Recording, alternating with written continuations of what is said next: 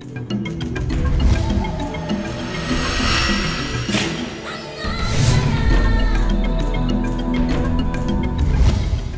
sait qu'on a depuis maintenant plusieurs décennies une augmentation des gaz à effet de serre qui provoque un réchauffement du climat qui est perceptible maintenant, qui va grandir au fil des années et qui va avoir des implications croissantes sur l'agriculture.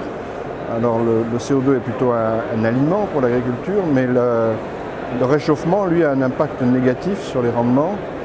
À cela s'ajoute le problème de l'eau, qui est un problème délicat.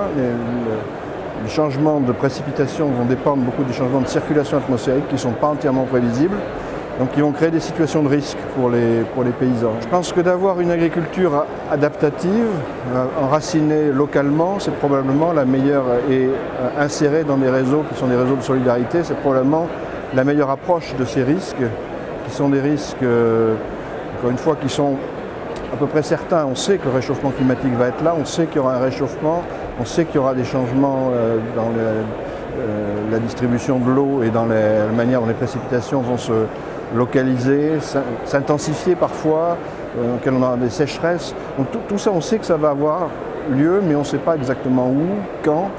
On a du mal à anticiper, donc ça implique des mécanismes de solidarité et d'anticipation à la fois locale et collective, qui lient le local au collectif.